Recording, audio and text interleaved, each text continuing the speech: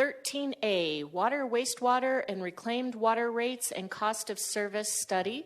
This is our third presentation of 3.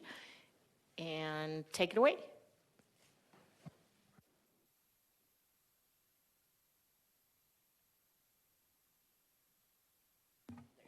Thank you. Mayor, City Council, Shannon Jones, Water Services Division Director.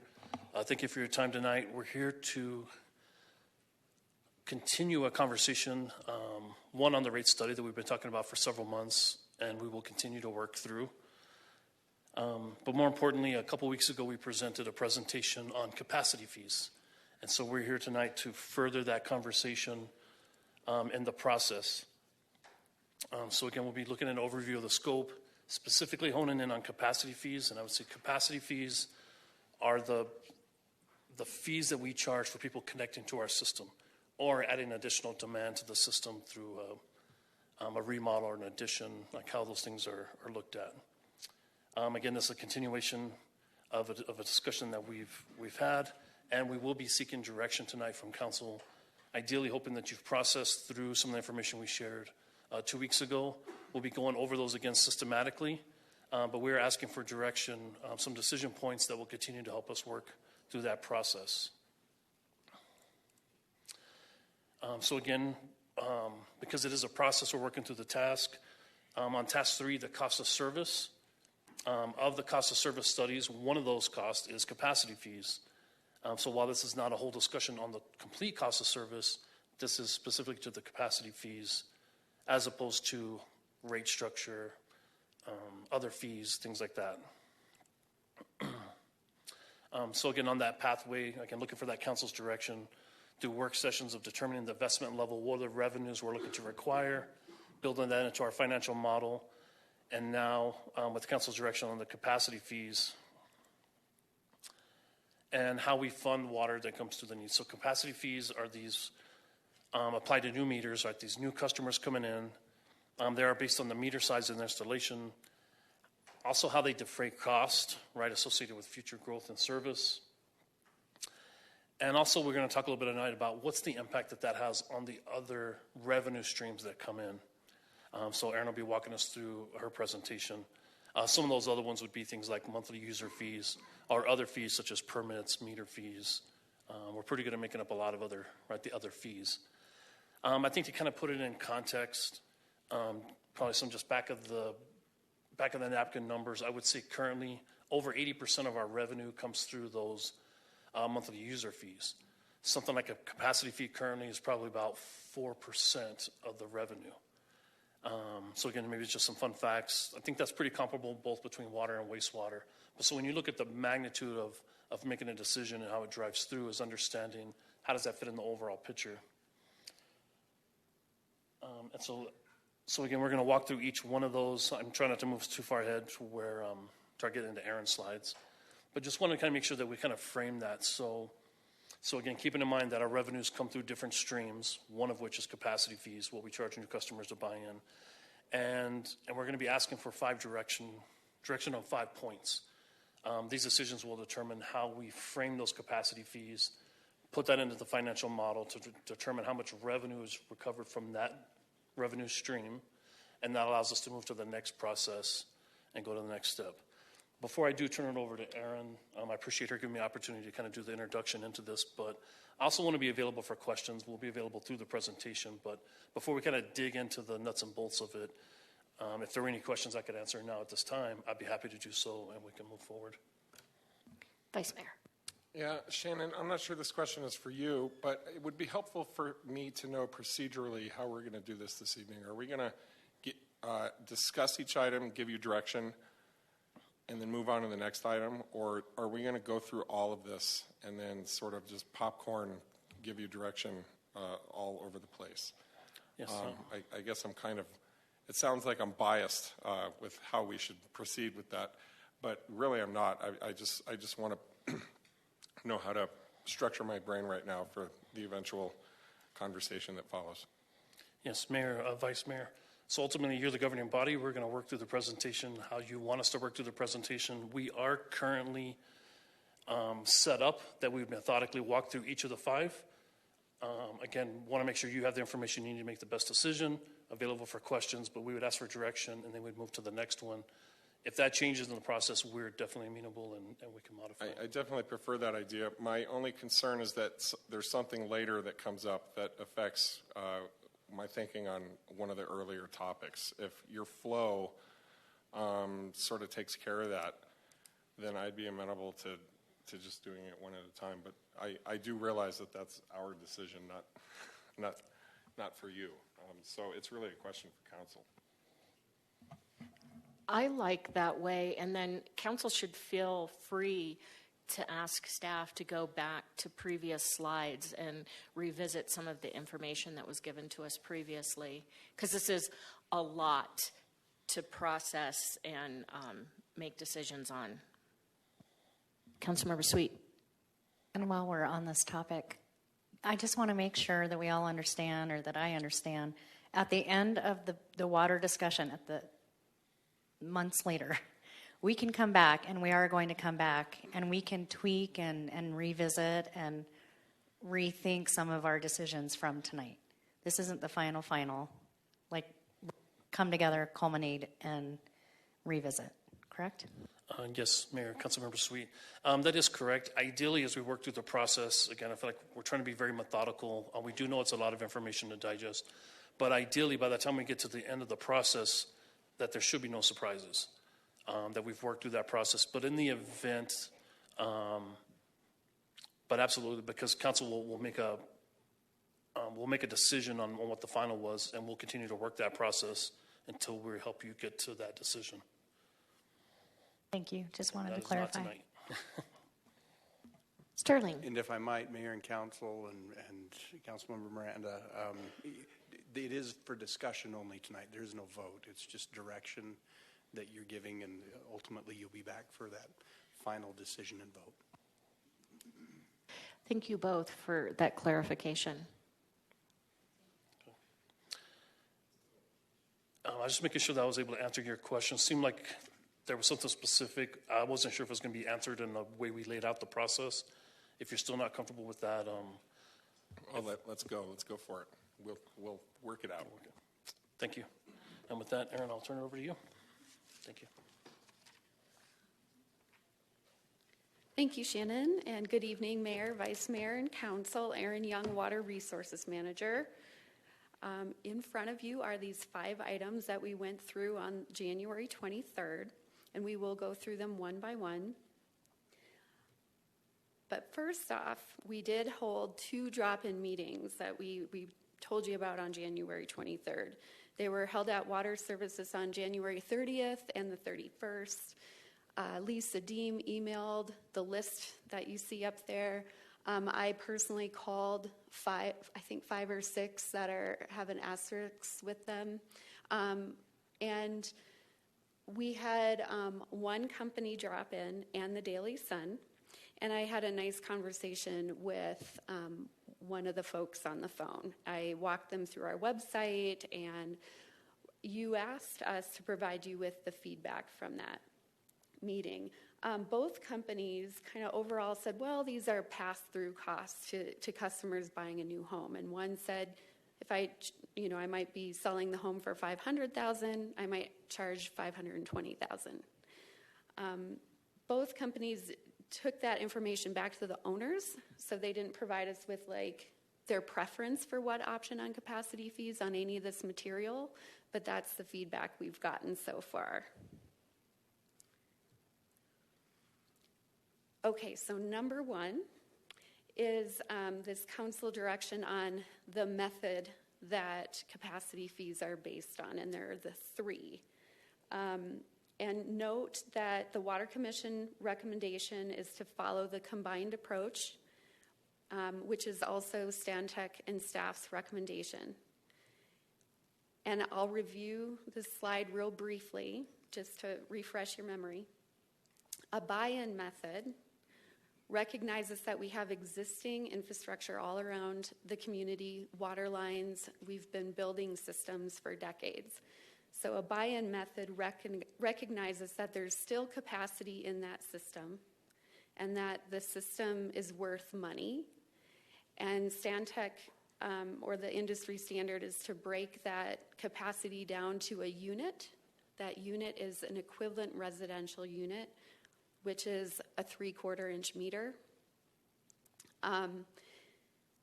So we're presenting on here the worth of the fixed assets and then the existing capacity that our system has.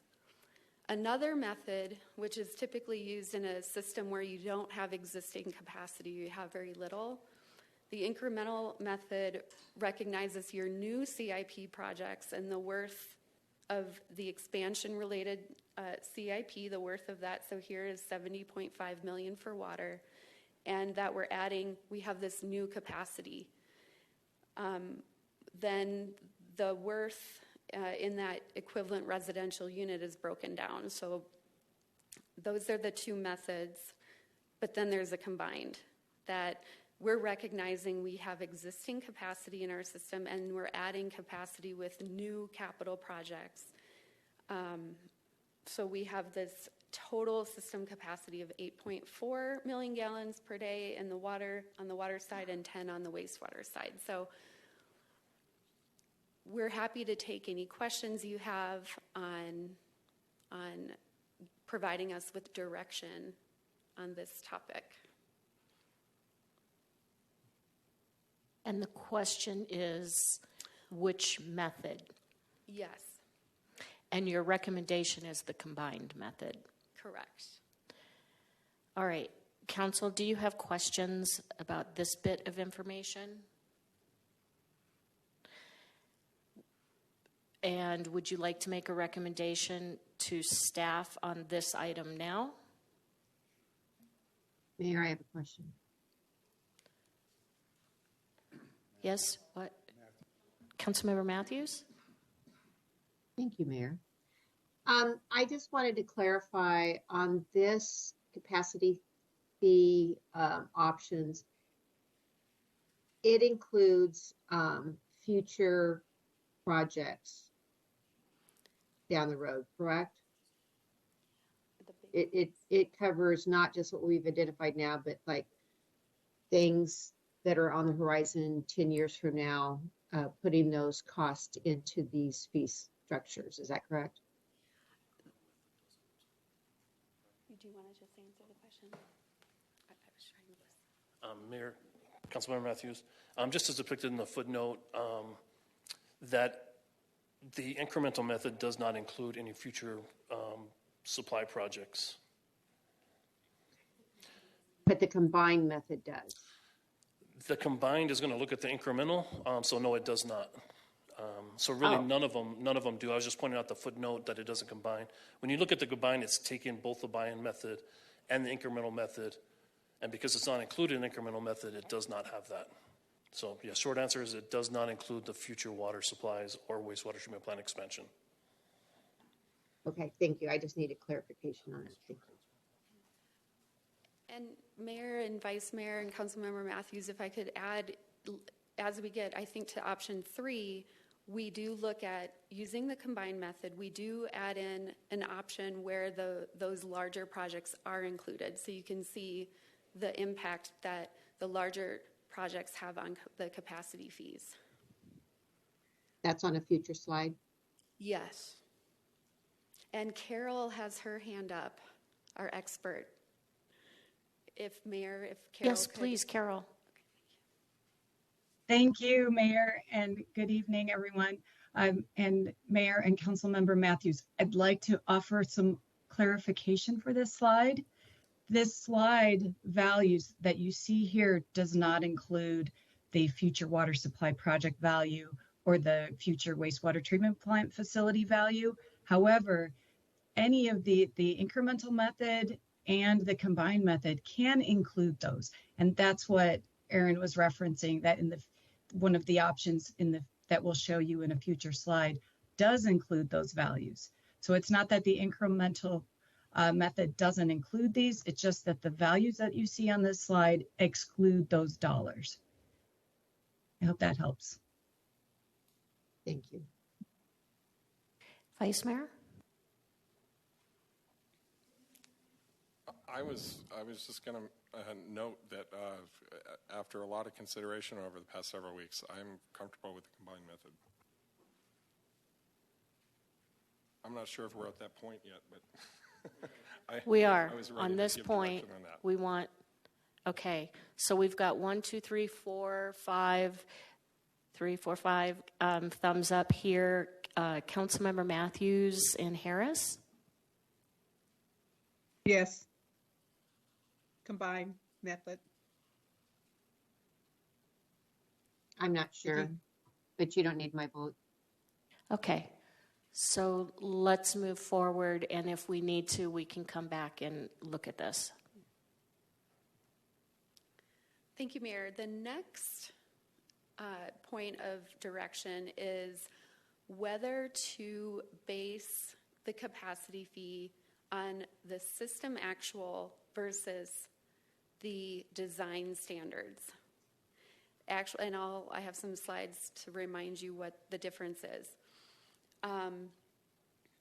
Stantec and staff did recommend that we base the calculations on the actual data, and so did the Water Commission, but we have some different information. There's a cause and effect with which one you go with, and we have information to help show what the cause and effect of this decision or direction is.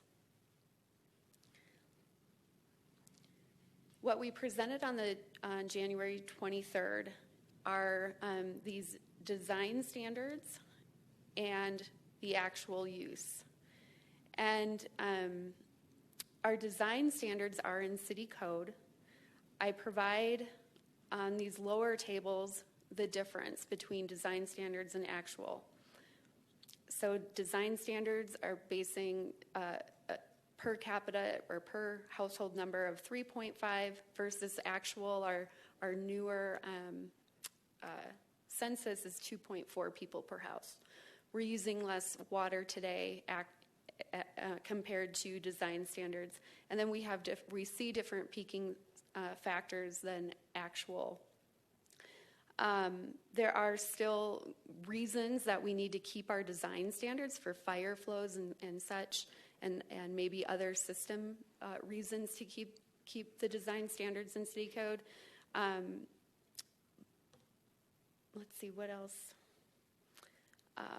But the actual use numbers are much lower than our design standards, so we get lower capacity fees. These gallons per day factor into that equivalent residential unit, breaking down costs to what does one unit cost for people to buy into. And Aaron, so Aaron gave a couple of us a study session on this to better understand the terms and what we're looking at. And if I recall correctly, and my apologies if you're going to get to this, but the question was asked, how do you charge what is actually being used while contemplating that for some projects they may hit closer to the design standards in terms of usage? So I will try to answer that. Both of these methods are industry standards. However, using design standards, as I understand it, is more common. The decision was made in the last rate study to use actuals, and so we carried that into this rate study as a comparison. I don't know if I answered your question, Mayor. Okay. So say we have a project that ends up coming in with a usage that's closer to design standards, but we're charging at actual use rather than design. Do we have a mechanism to account for that higher water usage if the fees are based on actual use? Got it, Mayor. So we still have to build those capacity projects, and we're collecting less from capacity fees, putting the remainder of the project costs on the rates, on the 80% that we're collecting versus that 4%. So I believe last fiscal year, we maybe collected 600,000 in capacity fees. We would have collected 1.8 million is the difference between actual and design. So we still do the projects, but the funding has to come from somewhere else. And it would be coming from the rates bucket. And then the larger water users would be paying the higher rate. So essentially they are paying for this differential between design standards and actual use, correct? It's not being spread out among all ratepayers, correct? Mayor, I think I track with where you're going, and I don't believe that is correct. I think there's concepts where it is. I think where you're going is if they pay a certain amount of capacity fee, right, and it's based on actual, and they're above that threshold, that there's not a mechanism where we would go back in the future and increase and have them pay the delta. The capacity fee is a one-time fee. They pay it. They move on. All the other things that we're talking about, like, well, they're using more water. Also, that revenue covers the cost of providing them more water, but it doesn't move into the bucket of the capacity fees. I feel like that's, at the time of development, that's done. But they are installing the size of infrastructure based on the actual use. So that's really their capacity. So they would install infrastructure based on the design standards. Their capacity fee, right, the fee they pay to the city for reimbursement of all the investments that we've made and all the investments that we're looking to make in the forward, that would be a one-time, like that's, at the time of development is when you would collect that. Okay, thank you. Councilmember McCarthy. So if we're building the infrastructure to design standards and we only charge them actual use, then the infrastructure we have to build would not be covered by the capacity fees. We would have to subsidize it some other way. For instance, charging them more per gallon used. The way I understand it. Okay, I'm hearing head nods go up. I would agree with that. So I guess I have mixed emotions. On one hand, I think new development should pay for itself. On the other hand, I think we should reward people for saving water and using less water. And that would say put more money, put more of the cost into the, per gallon that the people use. And that would reward the people that are using less water and put a penalty on those that are using ridiculous amounts of water. And some people do, incidentally. I know they do. So that's kind of the trade-off. I think I would go with actual use for the reasons I just stated.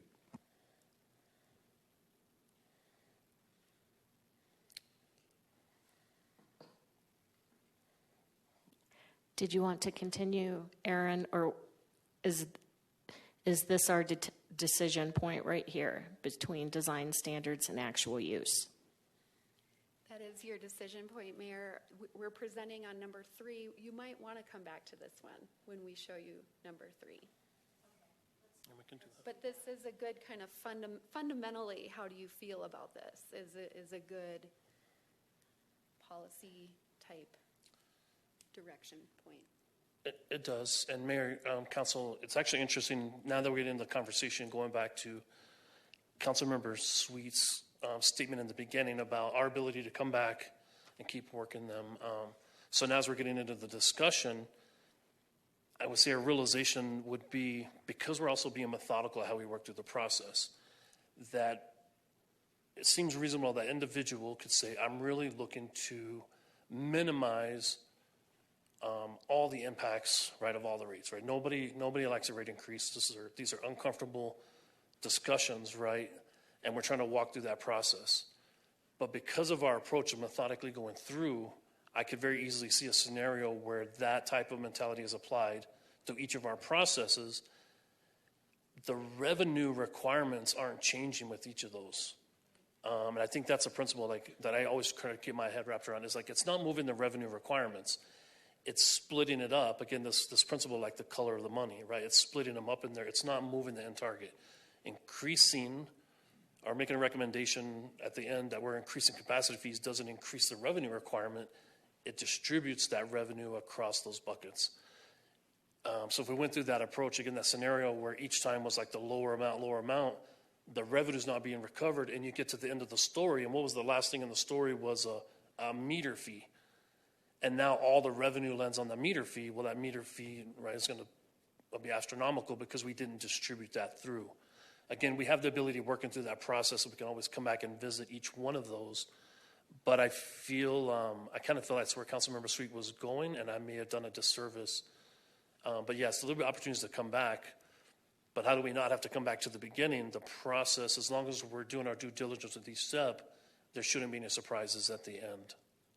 Exactly. And Councilmember McCarthy actually voiced my question much more eloquently than I did. What I'm concerned about is that we have enough money to pay for what we need to install and that it is fairly distributed. Yes, thank you. Councilmember House. Thank you, Mayor. Shannon, I just wanted to thank you for that point of clarification, because I think that's, it was a topic of conversation that came up during the study session of just giving that overview of the impact holistically of each of these fees. And I think it's just an important point for us to keep in mind going through this process, and to make clear that it is something that we're keeping in mind going through each of these 5 recommendations, in addition to the other water rate studies and fees that we'll be considering holistically in this project. Is we're not just looking at one thing piecemeal at a time. We're looking at it as its individual piece and as it applies to the whole. So thank you for sharing that again.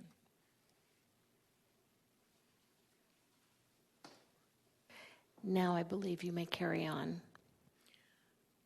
Mayor and Vice Mayor, do you want to provide direction at this point?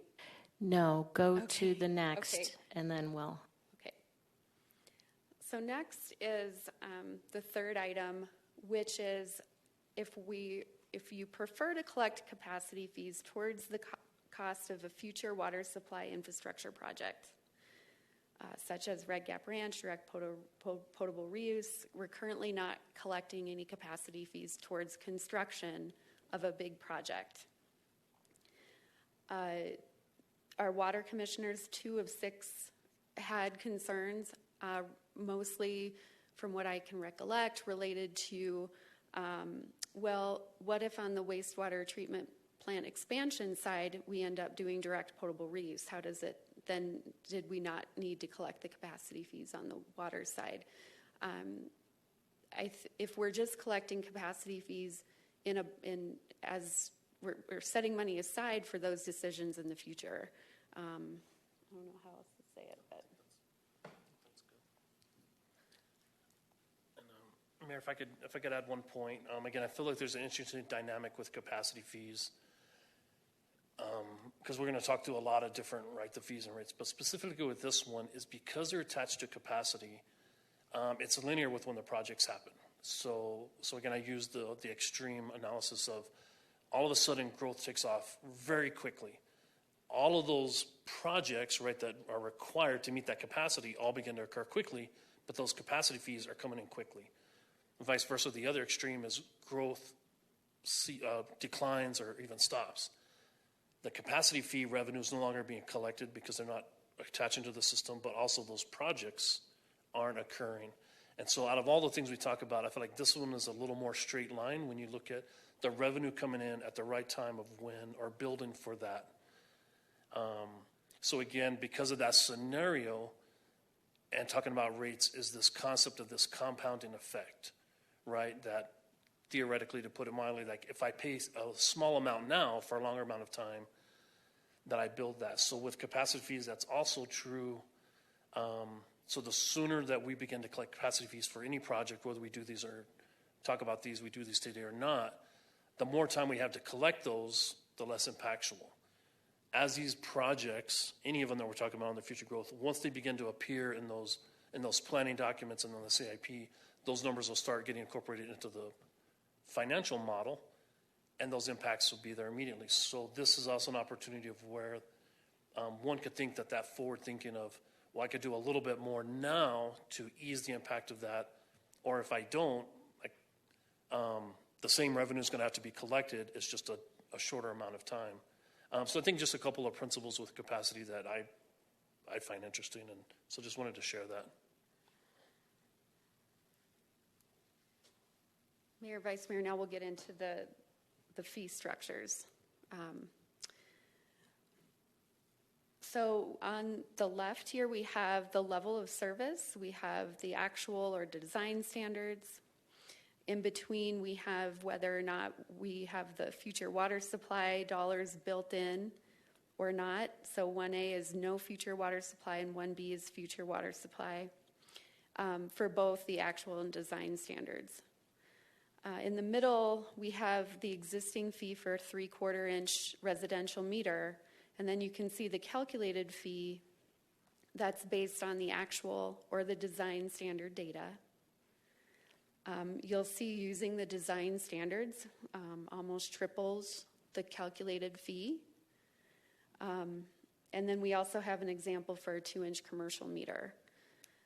To help put this into perspective, how do capacity fees in this decision point, how would that impact the rates? So Stantec did provide us with what if we went with these two middle options, middle in terms of the total capacity fee.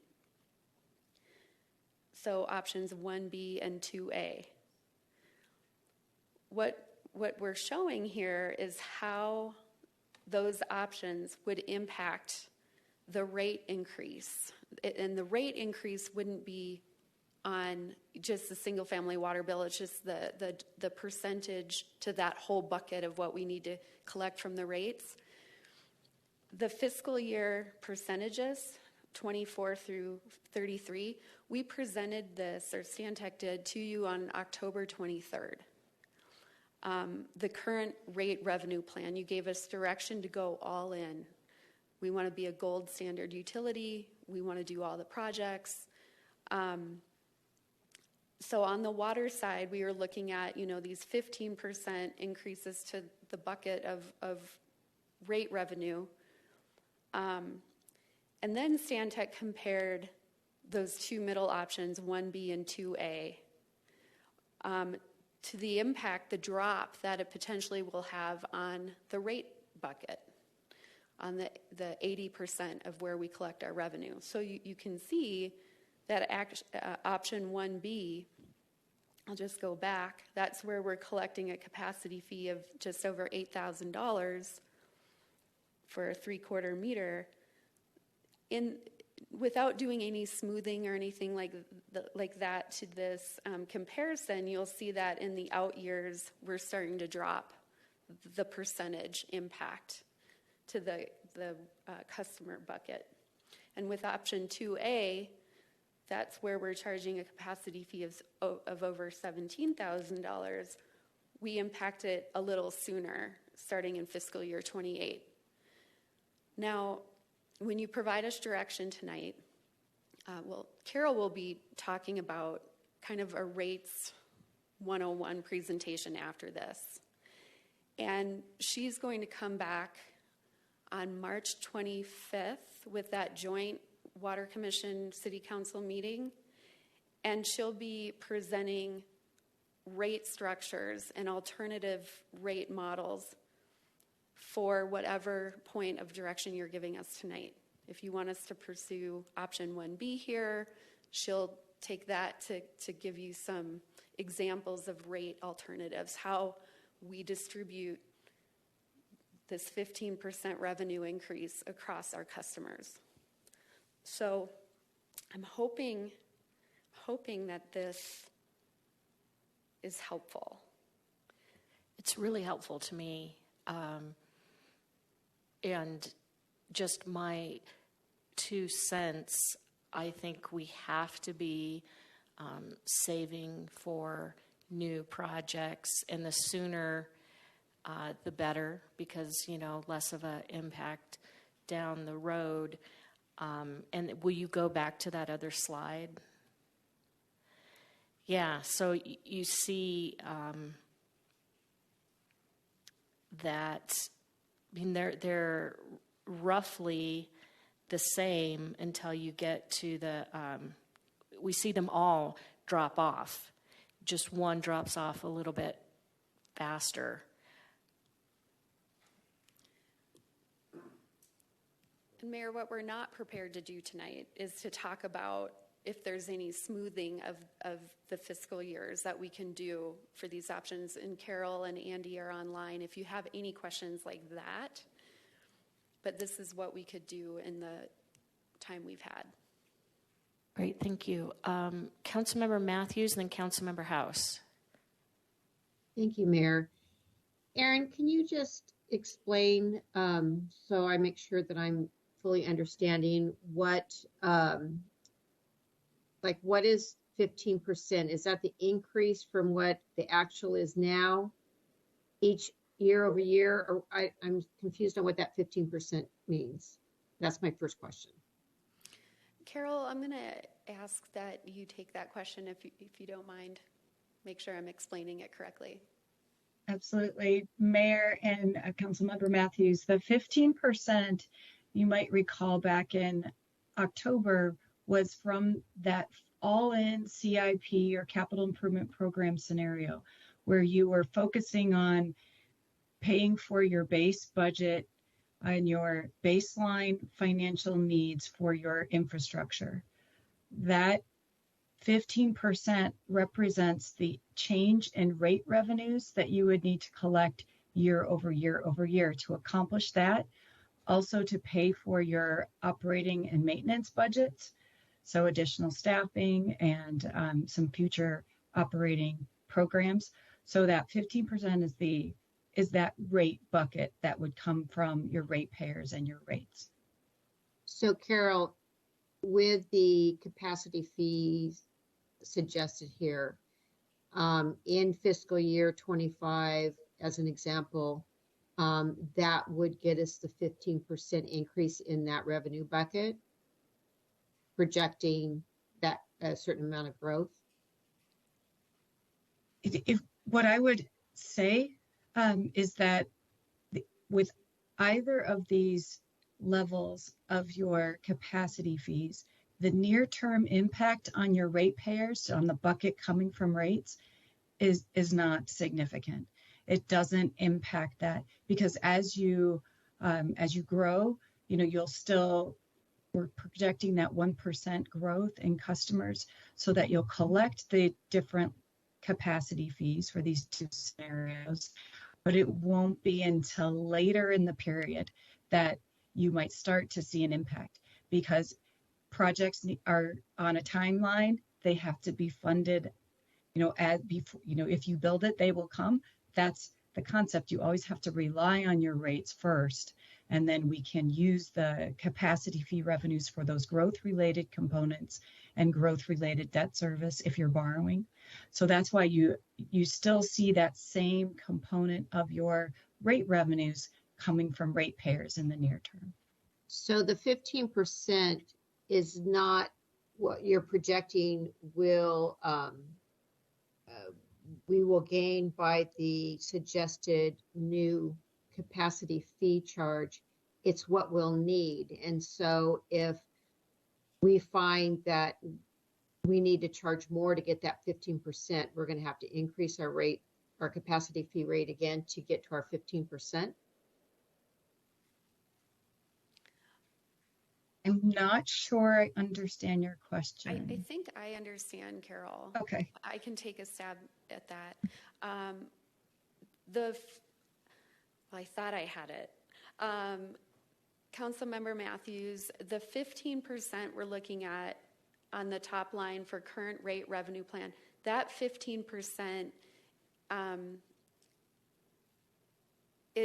like on your water bill. Your water bill isn't going to go up 15%, but it's your water bill you're paying into the water rate bucket of money and the capacity fees are paid out of a different bucket of revenue, the capacity fee revenue, but we have the ability to, I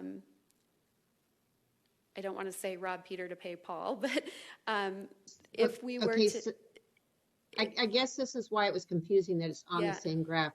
You're saying these are suggested capacity fees. On top of that, we need to fill our rate user bucket by 15% from fiscal year 25 down to 29 if we're using option B, and then we need less money from them. So they're two different things. Is that correct? That is correct. Yes, you got it. Okay.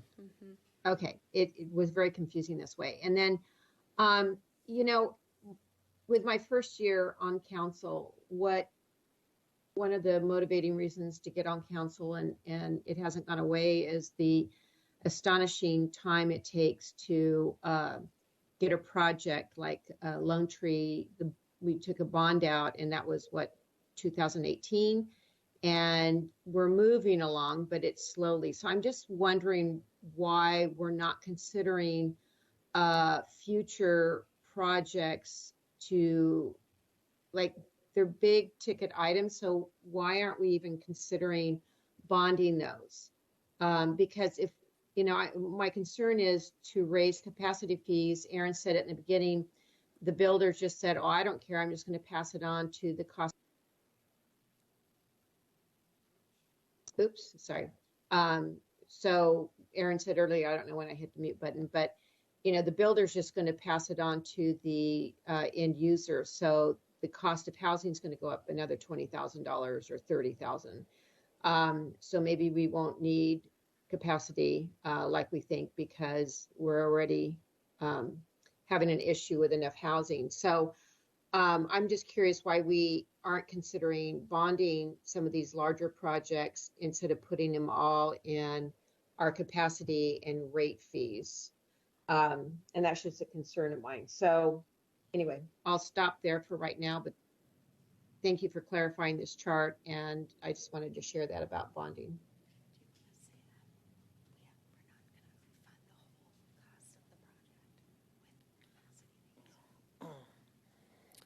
Mayor, I guess I just want to clarify.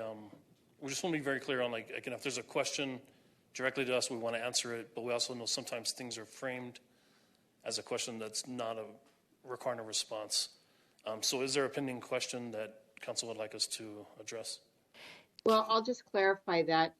You've mentioned, and I've thought about it, Red Gap Ranch. I mean, I don't see that happening in the next decade or maybe longer. And so I'm just, this is a big ticket item, all the projects that we have to get done now. So I'm just curious to your methodology of why we are adding future projects into this huge rate and capacity fee study. Okay, Mayor, Councilmember Matthews, thank you for that clarification. I think in your explanation and description, I think there was quite a few moving pieces in there, and so I'm going to do my best to try to frame some of those just to kind of help with the conversation. So again, I feel what we're trying to communicate here is, again, there's a revenue requirement that we've been established and we're trying to collect. And our financial model is looking to see how it does that. So I think what Aaron is depicting is a picture of that. And now adding these other two layers where we talk about a specific revenue, the capacity fee, and if that were to increase, what would be the effect on the overall revenue requirement needs in the future? I would say, based on the chart, what I see is, well, what you see is that revenue, the required revenue capture that we're trying to do begins to tail off because we started collecting a little more revenue in the beginning and we started sooner. And so you see that ripple effect. The revenue target didn't change, right? It's just the time that the money came into play. I think the financial model does make certain assumptions, and one of those is on debt capacity. And so when the model's looking at how does it get the revenue? It's not just looking at how does it meet the revenue requirement. It's not just looking at capacity fees. It's not just looking at the base rate. It's looking at all of it. And one of those is looking at debt. And debt is an interesting portion. It is as part of our daily workflow, where ultimately the principle of is we finance a large project so that, one, we can spread that cost over the life of that debt, but also the concept that those who benefit, right, from that investment are also paying that debt service, and it doesn't fall all on the people who are here today. Financially, you also have to use debt because nobody has that much money. You still have to borrow it, and you manage your debt service. That being said, there is also limits that each of our services have on how much debt that they can carry. So to your answer is a long-term project, would we consider bonds? Absolutely. We put that into our investment strategies and how we leverage the bonds at the right time. How does that make sense? I think what I'm trying to say is I don't believe that any of those projects get funds specifically from just a bond. And even if it did, there's still a debt service that comes and how that's paid back over the terms of that bond. So again, talking about, I don't think we're saying add the future water supply. I think that's the conversation we're trying to help facilitate, is we're at a decision point saying, well, should we include that or should we not? If we choose to do that, guarantee that the model and our financial strategy going forward will look at all those options, grants, bonds, looking at our debt capacity, what are our revenue streams, how does it align with priorities of the project. All those dynamics go in, but I think trying to make it as simple as just saying, well, a large project should be covered with the bond and not in the rates, I don't think that's realistic, because even with the bonds, you still need the rates to pay back the debt service. So it is all kind of connected. I think it's a great question. It's a little bit more dynamic conversation than probably we're presenting it as like, well, should we include that or should we not include that, which I feel as though we're asking. So hopefully that helped a little bit and didn't make it more complicated. Thank you. Councilmember House. I didn't have anything right now, Mayor. I think that was an earlier comment. Okay. Thank you. Councilmember McCarthy. Thank you, Mayor. Just to kind of clarify some things I've been hearing the last 10 minutes, this chart that's on the screen now only has to do with capacity fees. Has nothing to do with anything else. Mayor, Councilmember McCarthy, I think this is where we're blending the worlds together. I would say the chart represents the amount of revenue we need to collect. And if we don't do anything, that current rate revenue plan, these are the percents that revenue would have to increase. I'm not saying which bucket it has to come from, but revenues would have to increase over that 10-year span. The other two columns are saying, well, if we make a decision on the capacity, how does that affect the overall 10-year plan of revenue recovery? And what we're saying is, well, it decreases the amount of revenue you have to recover in those years 6 through 10. So you see that impact through this scenario by going with one of these other options for the capacity fee specifically. It has an impact on how much revenue you have to recover in FY29, FY30. So it does show an effect, because you're collecting revenue now that will compound, and you're getting more capacity, right? More capacity fees now when they're coming in, and not having to get that revenue in those latter years. So that's kind of a secondary effect. The primary effect that's shown on this chart is a decision that we made or will make on a different chart. In other words, should we go with option 1B or option 2A or whatever? So when you look at the right side of that chart, they look, oh, they're all about the same, 15%. But I presume that's 15% of the number that's in the column that says capacity fees. So in other words, you could have $81.46 and you have to go up 15%. Or you could start at $17,000 and go up 15%. Thank you, Councilmember McCarthy. I would say that that's not correct. I feel like what this is depicting is, again, the revenue requirements to meet the targeted revenue that we established early on. Like, what is it how much revenue do we need over the 10 years? That's a number. All right, so how much revenue do I have to get? And we talked about the smoothing, how do we smooth that out over the 10 years? And so in each one of these years, based on the revenue we have today, that revenue would have to increase 15%. Each of those years until FY 30, 31, and 32, you would have to increase your revenue by 5% to meet that goal that we set in the beginning. What the chart is showing is now on the capacity fees, if the capacity fees were to stay the same, this particular one in this scenario, that's the revenue that would have to be recovered, that percent increase of revenue. By increasing your capacity fees by either one of these options, the same scenario, the revenue that has to be recovered in year one is still 15%. And it does carry through those 6 years, very similar to if you didn't. But in the out years, the amount of revenue that you have to recover goes down because of that number. When you look at option 2A, again, a larger number, the first 3 years is the same as the other ones, but your required revenue recovery is no longer 50%. I only need to recover an additional 13% of revenue and 10 and then on to 5. So I think what we're trying to show is by these two, how they, what the amounts are, and then the effect of the strategy for recovering their revenue each year on the impact that it would have on that. So, because I can see where, but these are not 15% of the capacity fee. These are like, this is the plan, right? Based on the revenue we're What does we the need to recover. 15% mean? I assumed it meant 15% of the number that was in the previous year. So like in FY25, you would take 8146 for that row and multiply it by 1.15. Is that true? Right. So, no, that's not true. So What in the hell does that number mean then? 15% of what?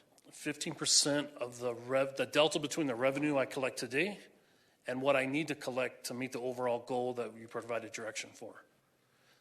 It's like these are two separate sections, right? Like there's the capacity fee, and then there's also the revenue requirement. The rate revenue requirement from the rates that people pay for water and tiered rates and commercial. What we presented to you is on that top row, what we presented October 2023. When you said we're all in for all the needs of water services, we were showing you there'd be a 15% increase to customer rates. The capacity fee has nothing to do with the 15%. Well, I will say that your chart is extremely unclear. Yeah. I think I'm starting to understand what you had, but your chart doesn't say any of that. It just says 15%. And we're trying to indicate with option 1B and 2A that when we increase capacity fees, the impact, the lowering it has on the rates that people are going to be paying. Okay, you're saying that and it makes sense, but it sure would have been nice if the chart said that. Sorry about that. We pulled this together kind of quickly to try to demonstrate the impact of increasing capacity fees has on decreasing the percent impact on the ratepayers. So that's what we were trying to illustrate here. Vice Mayor, did you have something? I do. Let me give this a try. You're looking for direction. I'm going to spell out for you what I would like to see, and you guys put the chart together however you want to. I'm in the all-in category. I also don't want to rip this Band-Aid off slowly. So, and the other part that goes into my calculation is expenses are never going to be cheaper than they are today. So the more cash we have in hand sooner, the more capacity we have to leverage those funds for a variety of things. Let's be flexible about it.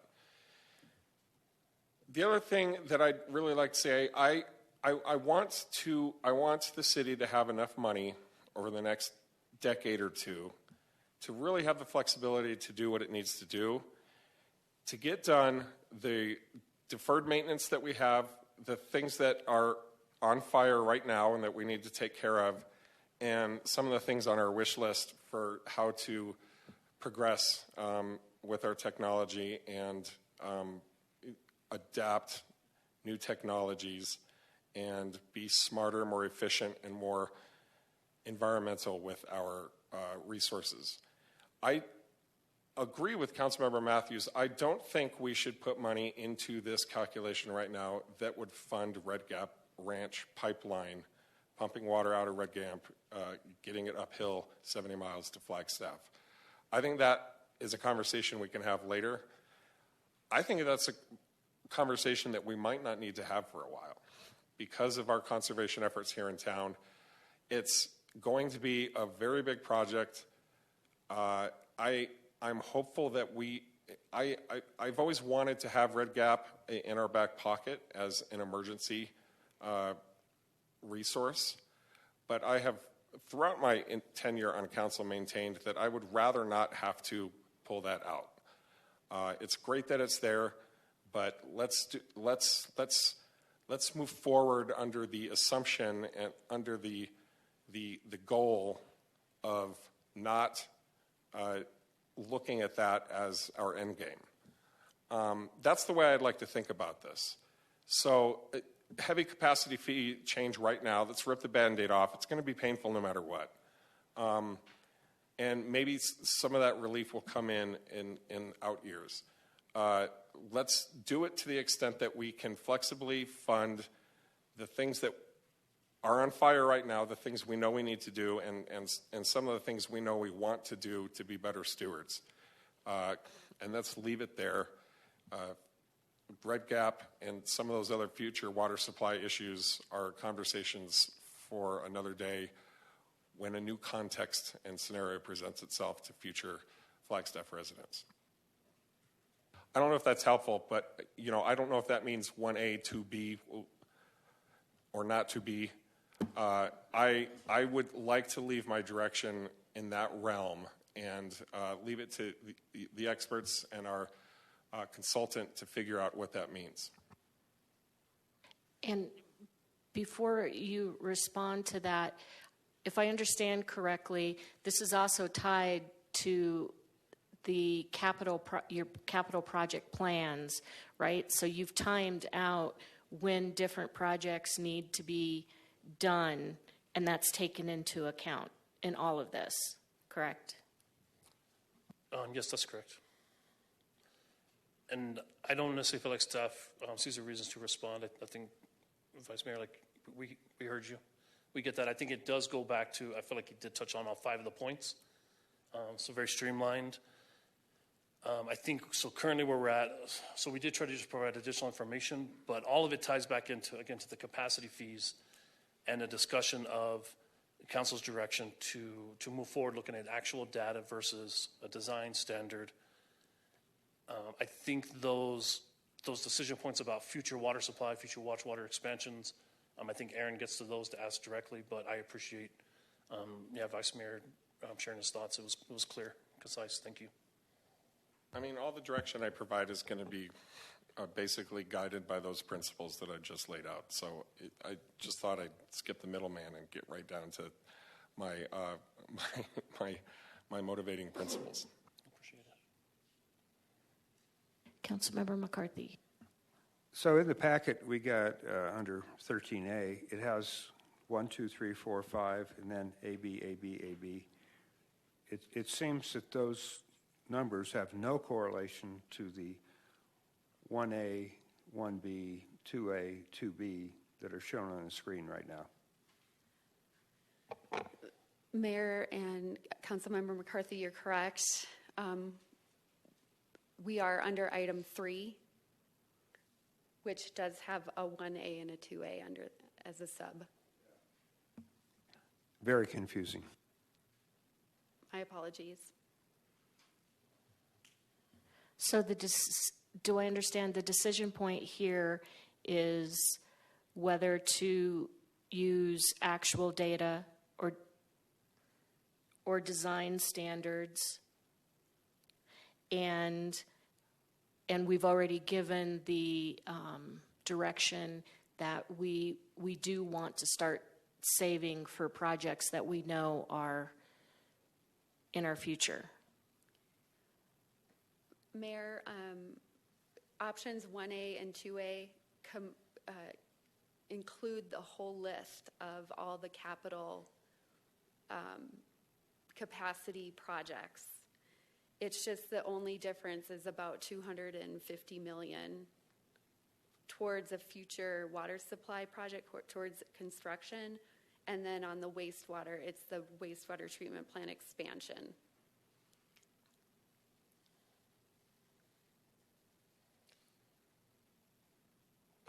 Okay. So I think going back to the 5 things, we got direction on the first one. The second one, we deferred for further information. On the third one, I feel that we took a little bit of tangent to try to, again, provide more information. So we ran scenarios, we talk about different numbers, we talk about impact. But the direction that we're seeking, and I don't know if that takes us back to 2, if that gave enough information to go back to 2, or if we're still waiting for that. But I felt like that was like a segue. And so again, I think, we're intentionally trying to just work through to talk through each of these issues. They are all connected, so that is hard to do. So going back to 2, again, we're asking for direction of, should we ask Stantec to continue forward with their analysis using actuals versus design standards for capacity fees? And we're happy to talk to, again, cause and effect, but I'd rather not do that one again. So we have a comment from Councilmember Harris and then also Councilmember House. So Councilmember Harris, go ahead. Okay, so let me try and voice this. I did spend some time going through the data several times, and math was never my strong point, but I think I got it somewhat figured out. I guess all I want to say is that we said we were all in, and I voted to be all in.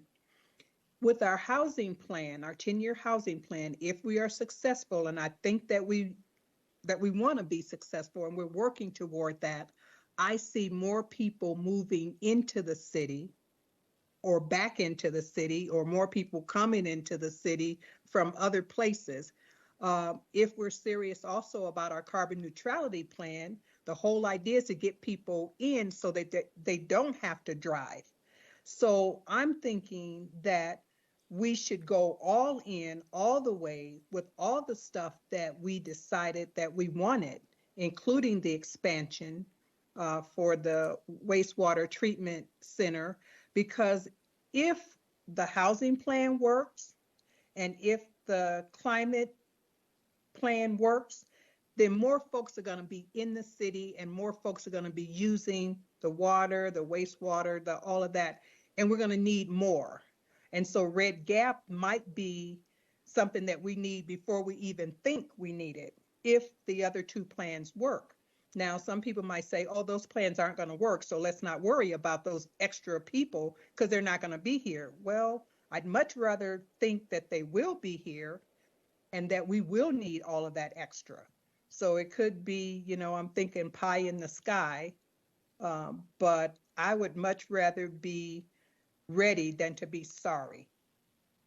And and the bottom line is, because this is going to affect me right now, and it's going to affect other people as they move into the community, but somebody's going to pay. I'm going to pay probably for the next, I don't know how many years I got left, because I'm not leaving Flagstaff. So however many years I have left, that's how many years I'm going to pay into this. And then people that come after me are going to pay into it also. And prices increase all the time. I can't get things at the same price that I got them 5 years ago or 10 years ago. And so it sucks, but I mean, I don't think there's anything that we can do about that, because things are going to keep increasing and your cost is going to keep increasing. So that's my 2 cents. So I'm going to keep listening to the rest of this presentation and I'm going to jump in and tell you, but like Vice Mayor, that's where I am right now. So whatever we need to do to get to that scenario, I'm in with that. But there's 7 of us and we're going to figure this out. Thank you. And just a reminder, we're not talking about the capital improvement projects tonight. We're just talking about Yeah. those rates. So, Right, city right. manager. Thank you, Mayor. Thank you, Council, for this excellent discussion and staff for the presentation. I want to comment that in a way that I think will address a couple of questions / comments raised just now and earlier. Councilmember Harris and Councilmember Matthews. Councilmember Matthews brought up bond financing. Councilmember Harris is bringing up the need to address everything in totality now.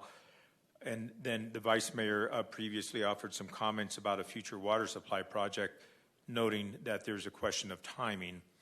I want to zero in on wastewater expansion because on that one, and I'll make a distinction, there's less of a question of timing. That one is on our doorstep, right? We know it's going to need to happen in the near future.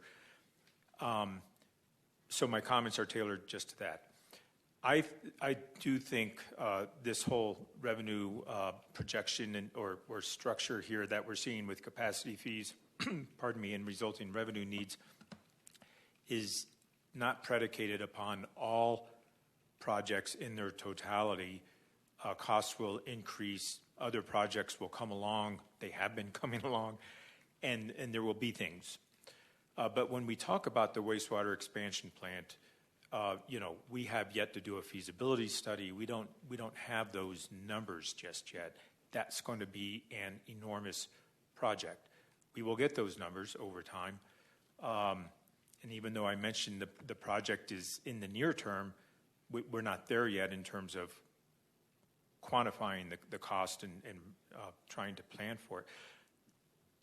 There's likelihood there will be some sort of bond instruments issued to see that project go forward.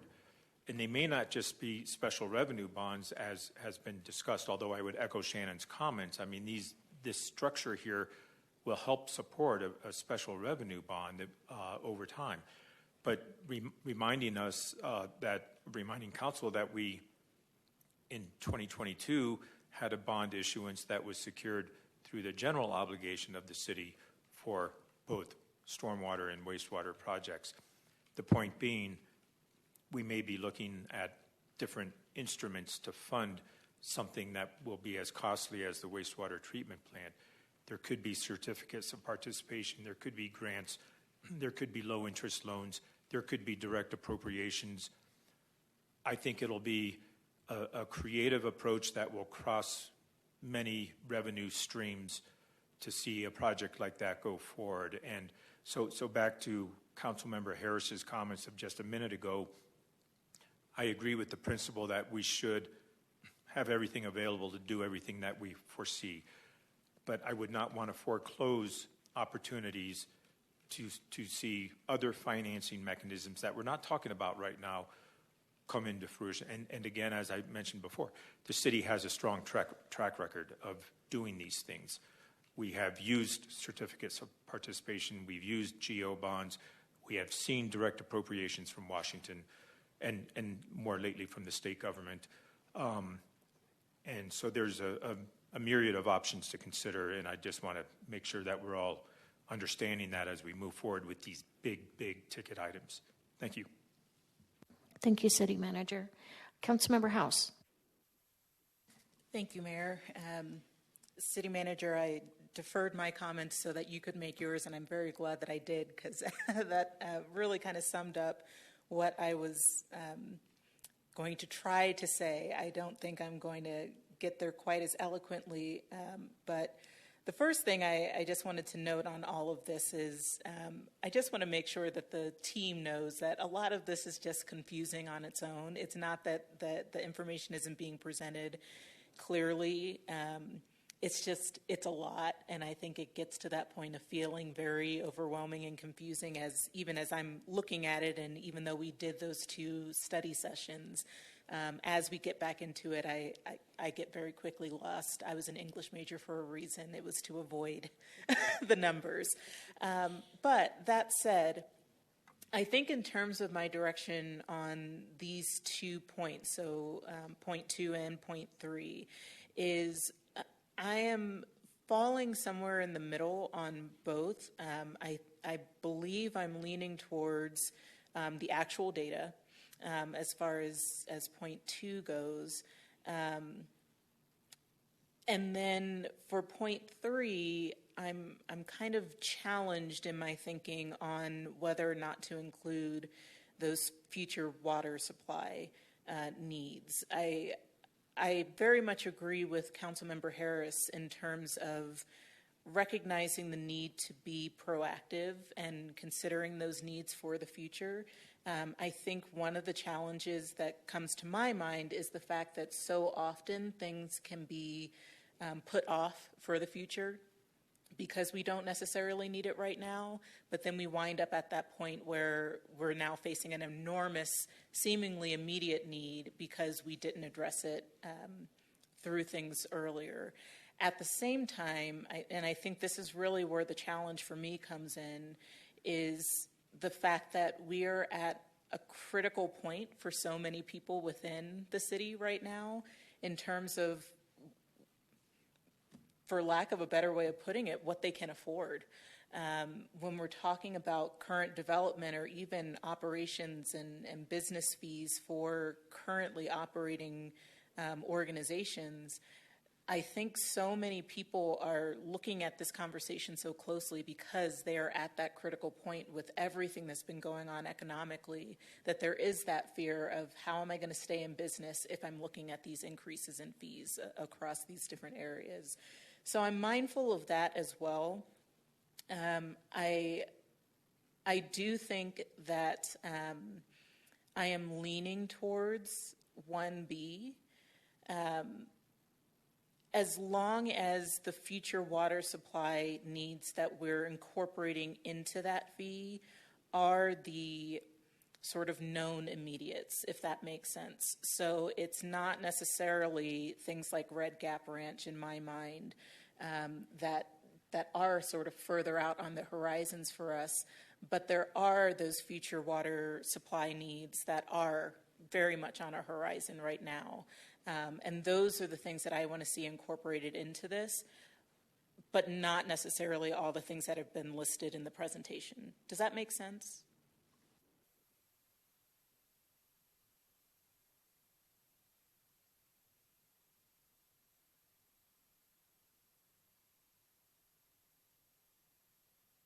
Let's see if we can.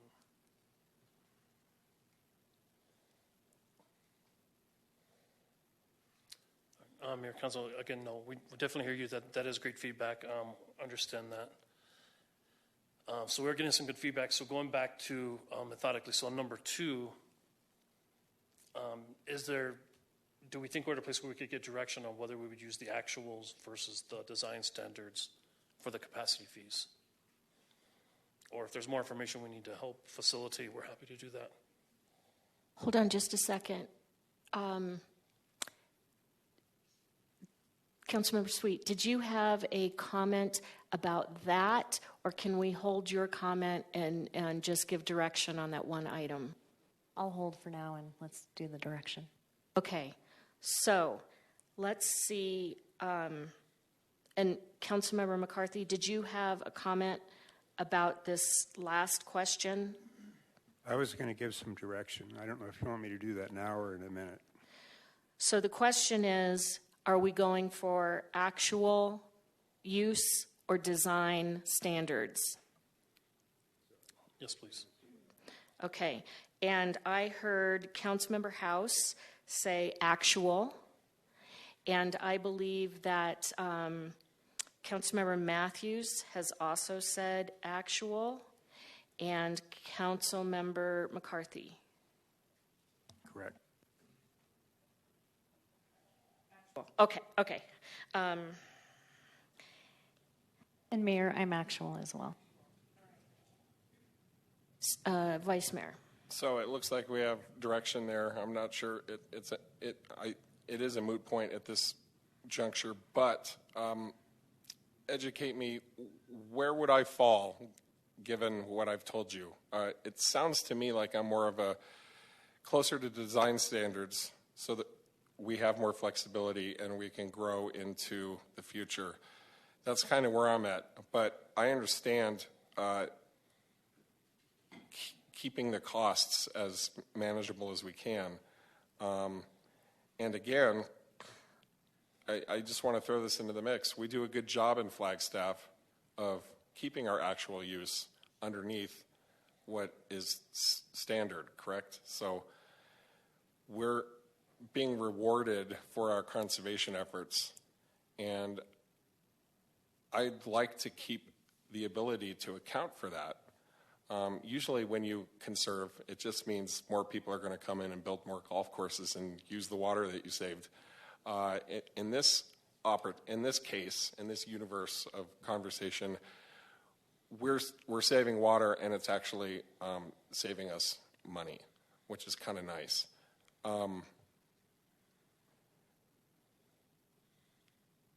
Maybe I'll leave it there. I'm losing my train of thought. I did have something else I wanted to say, but you tell me.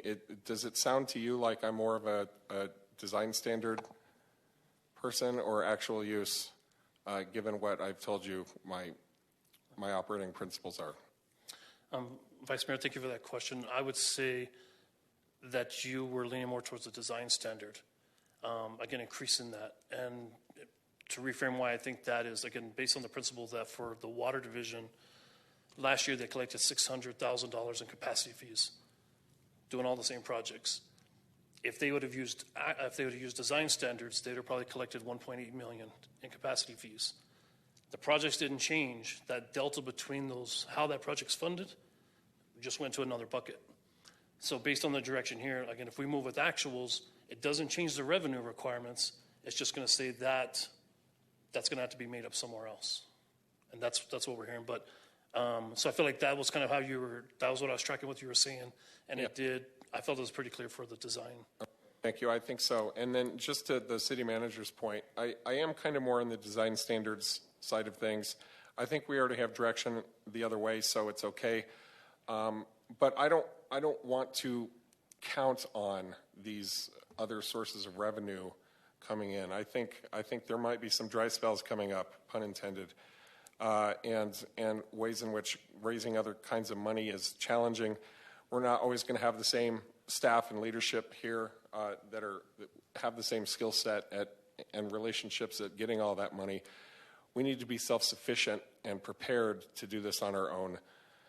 So I just want to throw that into the mix. But it looks like we're hitting a sweet spot here a little bit, and I hope you feel comfortable with the direction you're getting. I certainly understand why others on council have drifted towards actual use because it is going to help on the pocketbook.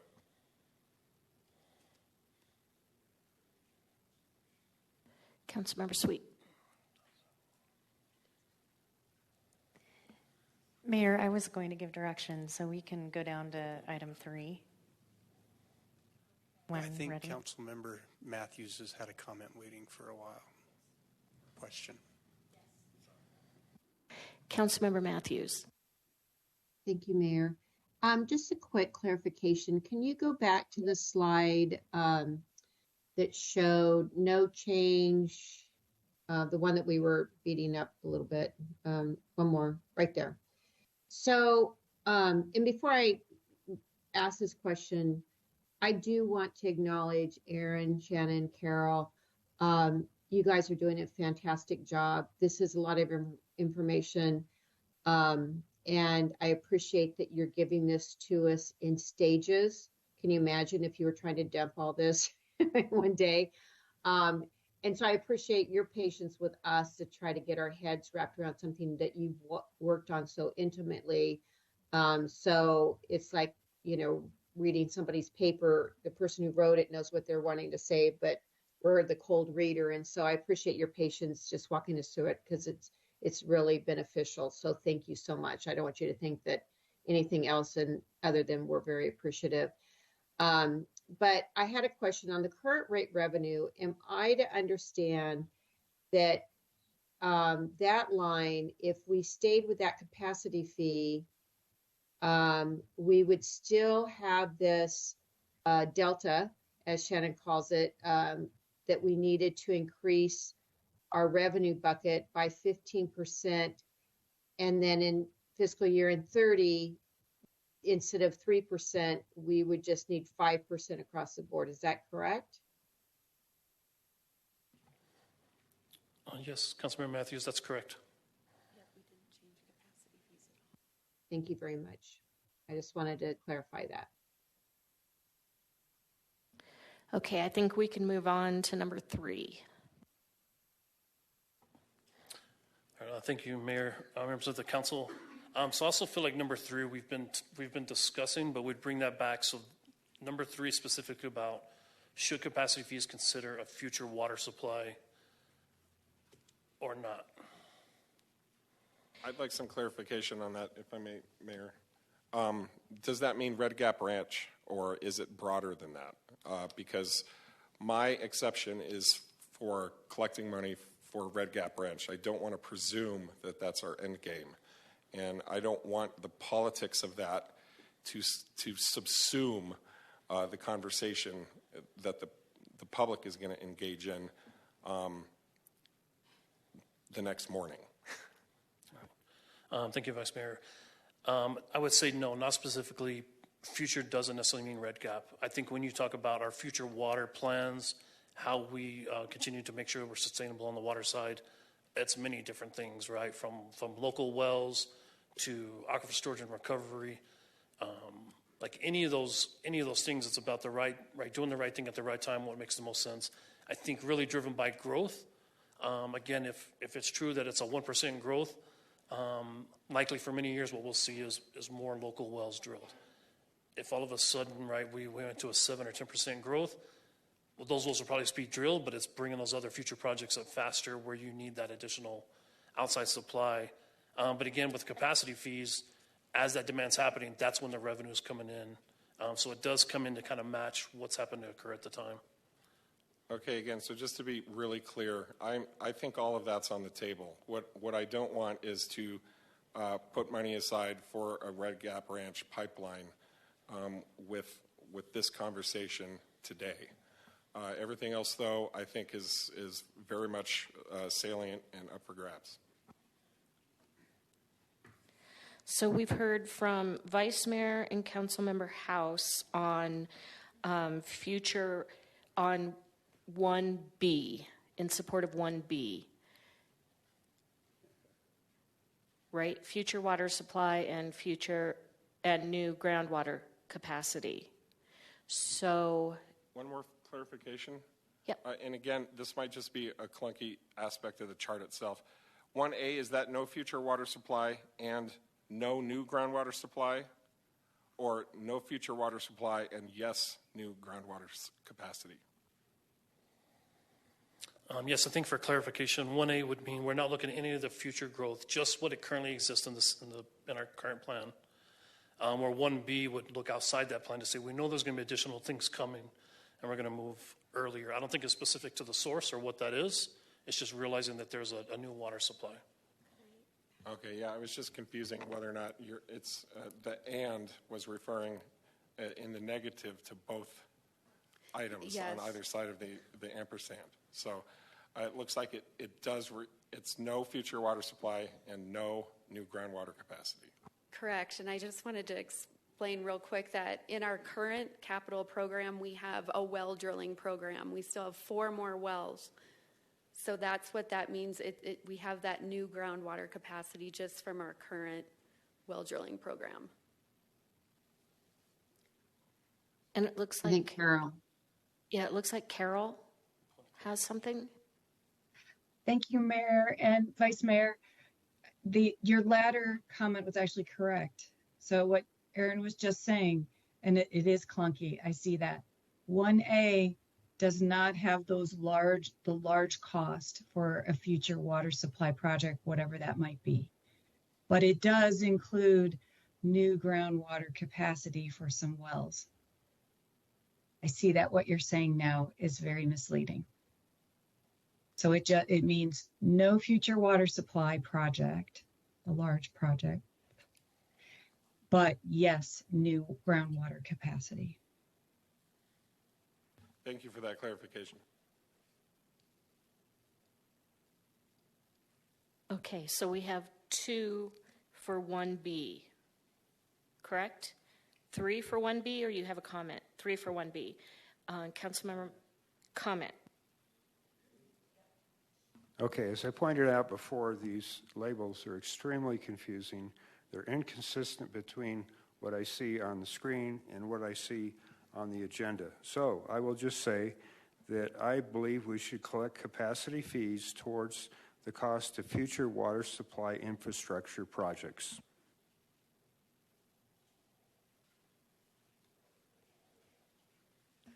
Okay, so you have the direction there. What was the direction? 1B. Means nothing.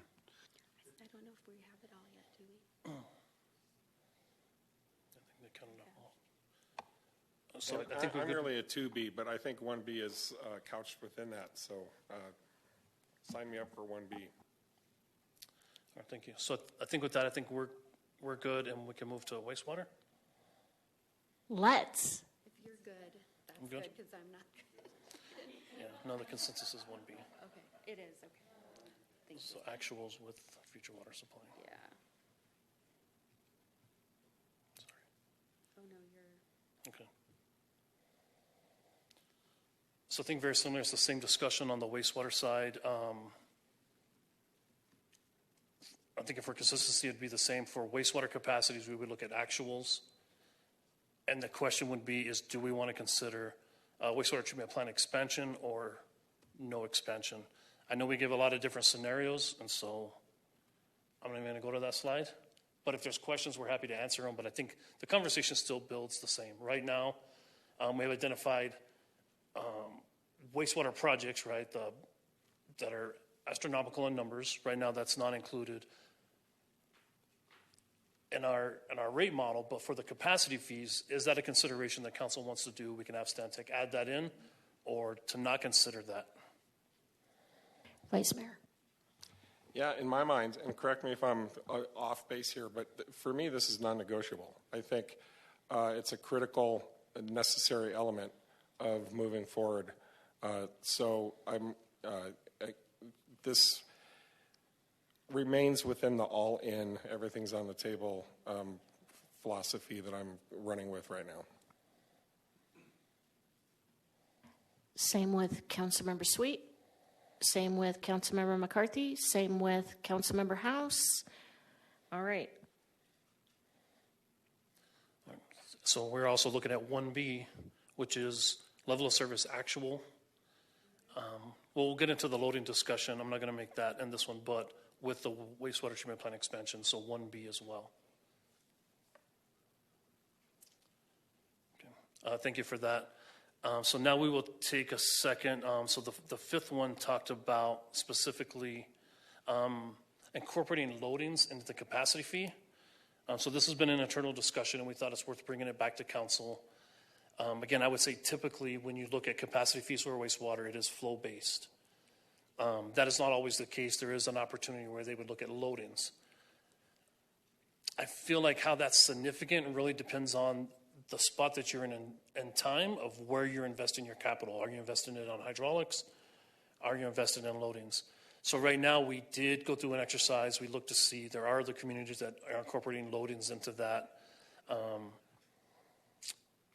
And so going back then to the scenario, even though we selected 1B, that there's an opportunity, or if council wanted to give us direction to move forward with also looking at loadings, or if we're good with just remaining with the flows. And I'll pause there if there's questions. Could you remind us what loadings are? Yes, thank you very much. In wastewater treatment, we do look at two different treatment trains. There's the hydraulic loading, like the hydraulic flow through a facility.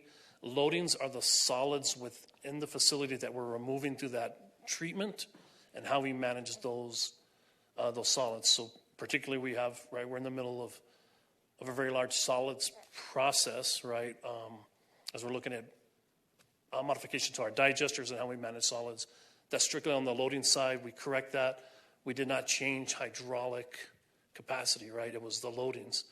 Again, so that's not, I don't think typical. That's something we've looked at before, but through the rate study, we wanted to bring that forward, at least as a conversation, to say there's a potential. So when we look at our projects, Stantec would take us through an exercise of saying, here's a project. Is this hydraulic based? Is this loading based? And we would begin to delineate that. So if this is loadings, it gets placed into that analysis. It includes the capacity of the loading and would include the funding for that project. So again, right now, we can just look hydraulically, right, the way we've done it, or there's the segue that we could look at loadings. So this question is similar to the previous, where we're wanting to look at everything that needs to be considered versus just flow. Mayor, that's correct. So going back to this particular slide, and again, I apologize if it is confusing, but so our direction was that we're interested in looking at actual flows, and then there's this like plus, right, plus these loadings. And so ultimately, I think a couple things that it does. When we bring, if we don't look at the loadings, we just look at the projects.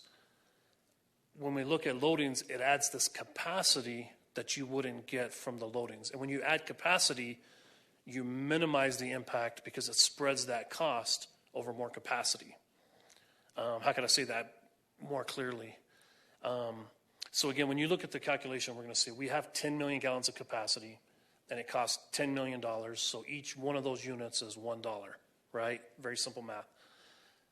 By looking at loadings, theoretically, say, well, it's not just 10 million gallons, even though that's your hydraulic capacity, but we're gaining capacity on the solids, the biosolids handling, and that's going to give us another 1 million of capacity that I can add to the 10 and make that 11 million gallons.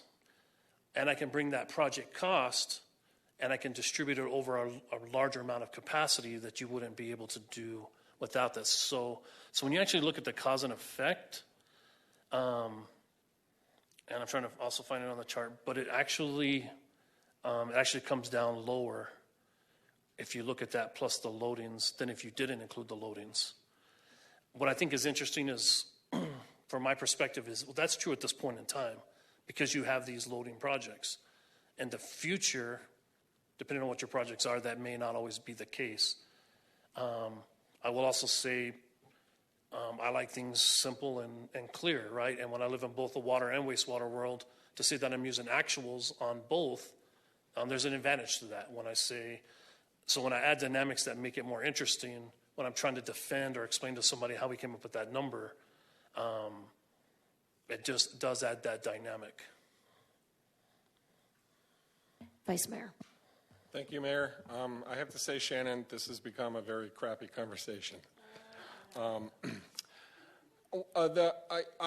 think it's kind of obvious where I'd stand on this. I just want to add one other thing, and correct me if this observation is not right. But because we're so good at conservation, I know that we have capacity issues. We're using less water in our toilets, and that's creating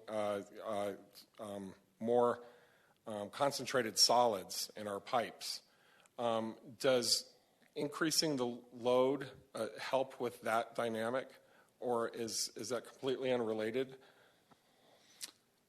Vice Mayor, I think, so talking about concentrating the pipes would be unrelated. Really, when we're talking about adding the capacity, it's kind of like the end of the plant once we've taken all the solids out and how we process that. Okay, I guess it's irrelevant to the conversation, but it seems like a no-brainer to me that we would include both. Councilmember McCarthy agrees. Councilmember Sweet agrees. Councilmember House agrees. 1B. So Councilmember Matthews, you are saying that what you support is just flow, not flow and load. Oh, I'm sorry. I mean 1D with the loadings. Great. All right.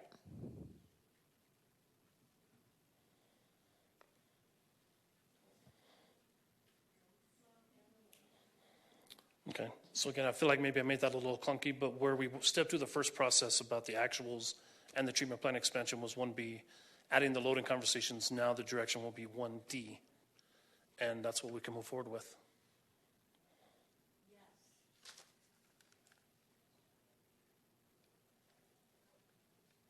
That was so easy. Okay, I'll turn it back over to you.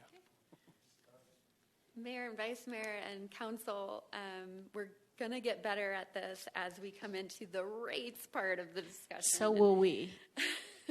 And we do have the rates, I'm going to call it Rates 101, Introduction to the Rate side of the equation, following this presentation. So Carol will lead that. If you're ready for that, I'm sure she's ready to launch. City Manager. Thank you, Mayor. Sorry to interrupt the flow here. Want to check with council logistics. We could do the rate study part of this right now as planned, no problem. It is also something we can defer probably for a week if there was a desire to bring the meeting to closure earlier tonight in light of the worsening conditions outside. Just wanted to put that out there. Thanks. I could probably go either way. Since we have Carol, we have her, we're on her schedule. I might suggest that Councilmember Matthews says defer. If it's going to be more than an hour, I would say defer. If we can do it within the next hour, I'm open to it. Carol, how much time do you expect on this? Well, I have about 20 slides. I could go quickly. I did have an exercise at the end, but certainly not something that we can abbreviate if you'd like. But if you feel, if it's safer for folks to go home, that is completely fine on my end as well. What do you think, Council? I wouldn't want to rush this conversation. So if that means I'm on the side of, if it's going to be more than an hour, let's defer it, then that would be my advice, but just one voice. I'm hearing defer. Okay. All right. Carol, I hope that it's not a problem for you to reschedule and come back to us when staff can get this on our agenda. Mayor, I think that would be a great idea because we might have even more information for you by that time. Great. So an Thank even you. fuller discussion. Thank you, Carol. Anything else, Erin? We're done. Thank you so much. Councilmember Sweet. And I just wanted to say thank you. You spent a lot of time with some of us outside of here explaining and re-explaining and explaining again, and I really do appreciate it. Yeah, thank you. It is our pleasure, honestly. We enjoy this stuff. So we're just trying to bring it forward in the most clear way possible. And Councilmember McCarthy, I hear you on the numbering. I caught that, and I was like, shoot, too bad we didn't realize that up front. But as we go forward, we're learning. And Council, thank you for how seriously you are taking this. This is, I think we all recognize that this is a critical decision for our community, and I just appreciate the amount of work and brain power that goes into considering all these options. All right, so we're moving down to item number 14, which is public participation, and I don't see any public participation.